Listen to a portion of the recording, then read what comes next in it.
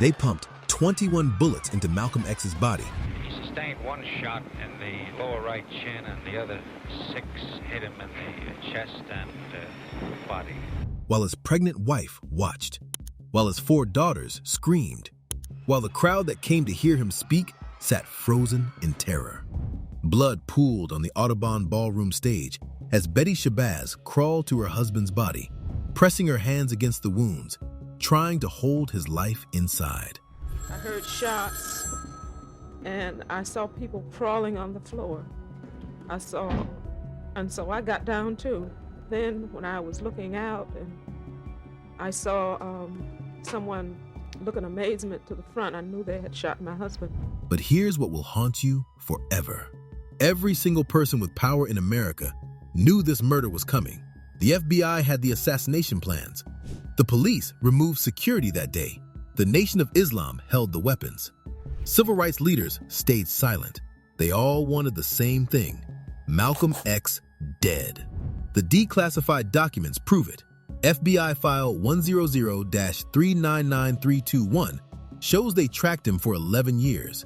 NYPD reports from 2020 reveal how cops stepped aside. Secret Nation of Islam recordings expose the plot from inside. But the most shocking part? The one detail that connects all these enemies together. The terrifying plan Malcolm was about to unleash that united them in murder.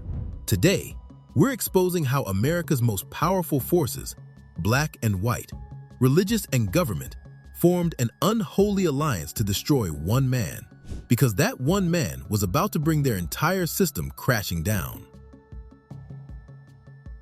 Massachusetts officials still refuse to discuss what happened in Room 17 of Norfolk Prison's education building. Between 1948 and 1952, that room witnessed a transformation so dangerous that prison authorities tried to shut it down 4 times. Because in that room, Malcolm Little became Malcolm X. Malcolm Little entered Charlestown State Prison in February 1946 as prisoner 22843. Burglary conviction, 10-year sentence. By the time he transferred to Norfolk Prison Colony in 1948, something had fundamentally changed. Norfolk had the only prison debate team in America competing against universities. Their record from 1933 to 1966, 144 wins, 8 losses. Harvard law students, Yale debaters, MIT scholars, all losing to convicted felons. Malcolm joined the team in 1949. The topics were explosive. When they debated capital punishment, Malcolm argued that perfect deterrence would require mandatory death sentences, incorruptible police, and emotionless juries. Conditions so impossible that the sheer number of executions would horrify even death penalty supporters. The Harvard team had no response. During a debate about the $1.2 million Brinks robbery, Malcolm analyzed the heist with such precision that prison officials banned the topic. Too dangerous, they said, teaching criminals to be better criminals. But the debate that changed everything happened in 1950. The topic: was Homer real or symbolic? Malcolm argued Homer represented European colonization itself. The blindness was how slavers destroyed African languages and cultures so thoroughly that stolen people could never find their way home. Professor William Fisher from MIT, who judged that debate, later wrote that Malcolm's argument was the most profound recontextualization of classical literature he'd ever heard from anyone, let alone a prisoner. Prison warden John O'Brien started restricting debate topics in 1951. No discussions of prison labor, no debates about police corruption, no topics involving systemic racism. Malcolm had turned intellectual debate into revolutionary education, and the Massachusetts Department of Corrections wanted it stopped. Before we continue with how Malcolm exposed the media's biggest lies, if you believe these suppressed truths about Black history need to be heard, please subscribe to Black Stories Untold. We're exposing the real stories they tried to bury. Now, back to the video. CBS executives locked away a tape for 30 years. The label read, July 13, 1959, restricted. When you hear what Malcolm X said on live television that night, you'll understand why they buried it. Mike Wallace thought he was creating sensational television with the hate that hate produced. He thought he'd found America's boogeyman, angry black Muslims who hated white people. Instead, he gave Malcolm X a weapon more powerful than any gun, a microphone that reached millions. During filming, Wallace asked Malcolm if the nation taught hate. Malcolm's exact response, captured on tape: "When you tell someone that a snake is poisonous, the snake calls you a hate monger. We're not teaching hate. We're teaching black people to love themselves after 400 years of being taught to hate themselves." The documentary backfired spectacularly. Wallace claimed the nation had 250,000 members. They had maybe 8,000. He filmed children at Muhammad University learning Arabic and African history, presenting it as anti-American indoctrination. But what viewers actually saw was black children learning with pride for the first time in their lives. FBI Director J. Edgar Hoover watched that documentary from his office. The next day, July 14, 1959, he ordered full surveillance on Malcolm X under COINTELPRO. File number 100-399321. Malcolm would remain under constant watch until his death. The New York Police Department's Bureau of Special Services, BOSS, assigned 9 full-time detectives to Malcolm. Detective Gene Roberts infiltrated Malcolm's Organization of Afro-American Unity in 1964. He was standing 3 feet away when the assassination happened. He performed CPR on Malcolm's body, already knowing who ordered the hit. The meeting happened in the hotel room in Harlem, November 23, 1960. No press, no recordings. Just 5 of the most powerful black leaders in America gathered for one purpose: to discuss what they called the Malcolm problem. Roy Wilkins was there, Whitney Young, a representative from King's organization, and 2 names that were blacked out in the FBI documents for 40 years. They all agreed on one thing: Malcolm X had to be stopped. 3 days earlier, Malcolm had debated Bayard Rustin at Howard University. 3,000 students packed Crampton Auditorium. Rustin argues for King's approach: nonviolent integration, working within the system. Malcolm's response electrifies the room. In the Bible, when the Hebrews were slaves in Egypt, Moses didn't teach integration. Moses didn't tell them to love Pharaoh. Moses said, "Let my people go." Rustin brings up the Constitution. Malcolm counters with the Dred Scott decision, the Supreme Court ruling that black people had no rights which the white man was bound to respect. He quotes Chief Justice Roger Taney verbatim, from memory, showing how America's own highest court declared black people could never be citizens. The NAACP leadership was furious. Roy Wilkins called an emergency meeting on November 23, 1960. The transcript, obtained through the Freedom of Information Act, shows Wilkins saying Malcolm was undoing 20 years of careful progress and radicalizing young Negroes who should be focused on voter registration. Whitney Young of the Urban League went further. In a letter to foundation donors dated December 1, 1960, he wrote that Malcolm X represented the greatest threat to constructive race relations and requested additional funding to counter his destructive influence. Martin Luther King Jr. and Malcolm met exactly once, March 26, 1964, in the Capitol building. The meeting lasted 1 minute. King's aide Andrew Young later revealed that King had been warned by the FBI not to associate with Malcolm. Agent Sullivan's memo, dated March 20, 1964, stated that any alliance between King and Malcolm X would be catastrophic for American stability.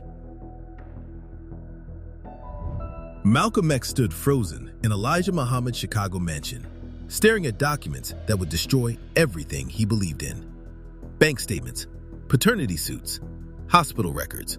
The proof was undeniable. The man who claimed to be God's messenger was a fraud. 7 women, 7 paternity suits, $12,000 monthly in hush money. And Malcolm had recruited most of these women himself, bringing them to work as secretaries for the nation, never knowing what would happen to them.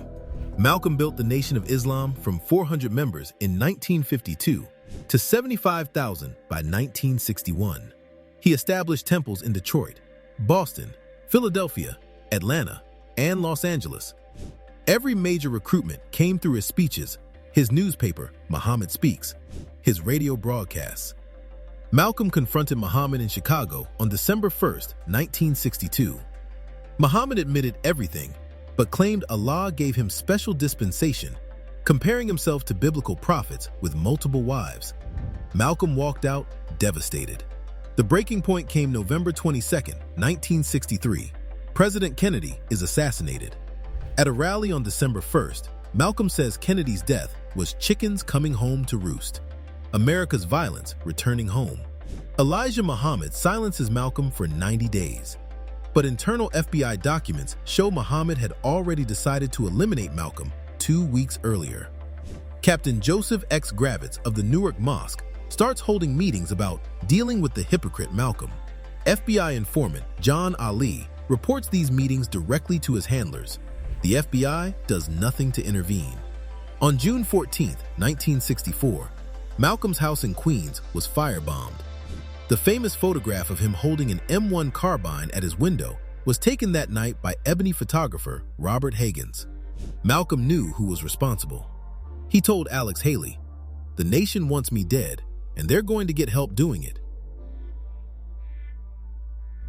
A federal judge's order in 2020 forced open a filing cabinet in the J. Edgar Hoover building that was never meant to see daylight until 2039. Inside that cabinet, 3,000 pages documenting the federal government's secret war on Malcolm X. 3,000 pages that make Watergate look like a harmless office prank. To the FBI, Malcolm wasn't a man. He wasn't a minister. He wasn't even a citizen. He was the most dangerous Negro in America. And once they stamped him with that label, the machine moved in.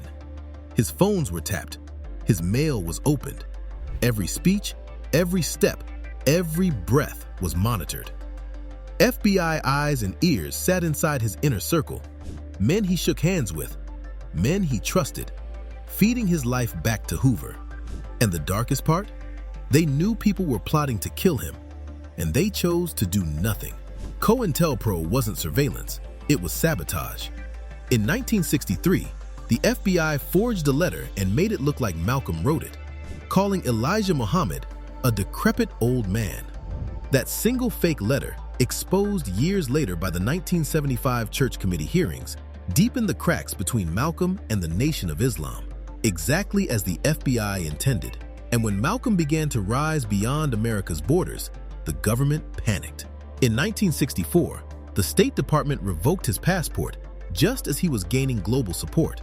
He had already met Nasser in Egypt, Nkrumah in Ghana, and was preparing to address the Organization of African Unity. Secretary of State Dean Rusk personally signed the order, claiming national security.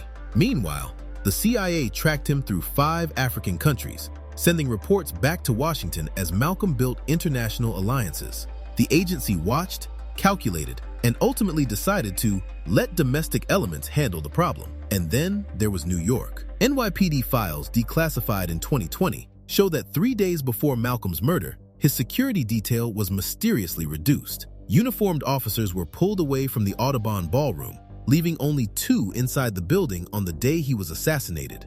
The message buried in those 3,000 pages is simple, chilling, and undeniable. Malcolm X was surrounded by enemies long before the gunman walked into that ballroom. The letter arrived at Betty Shabazz's home on April 25, 1964. Malcolm's handwriting, but the words were different, changed. The man who'd preached separation for 12 years had seen something in Mecca that shattered his worldview. And that transformation signed his death warrant. "I've eaten from the same plate, drunk from the same glass, and slept on the same rug with fellow Muslims whose skin was the whitest white and whose hair was the blondest blonde," he wrote. This transformation terrified everyone. Malcolm wasn't abandoning black nationalism. He was expanding it into human rights. He planned to charge the United States with genocide at the United Nations. He had support from 34 African nations. The vote was scheduled for March 1965. On February 14, 1965, Malcolm's house was firebombed again. This time, his family barely escapes. Malcolm tells photographer Gordon Parks, "They'll get me in a public place with lots of witnesses, so everyone knows not to follow my path." February 21st, 1965, 3:10 p.m. Talmadge Hayer, Norman 3X Butler, and Thomas 15X Johnson rise from their seats. Malcolm's bodyguard, Gene Roberts, the undercover cop, steps aside. 21 gunshots. Malcolm dies at 3:30 p.m. at Columbia Presbyterian Hospital. At the funeral, Ossie Davis delivers the eulogy. Malcolm was our manhood, our living black manhood. Actor Ruby Dee screams, "They killed him! All of them killed him!" She meant the nation, the government, and the black leaders who abandoned him. And so, as we reach the final truth, the one they never intended for us to see, we're left with the reality that, for decades, they told us we were paranoid.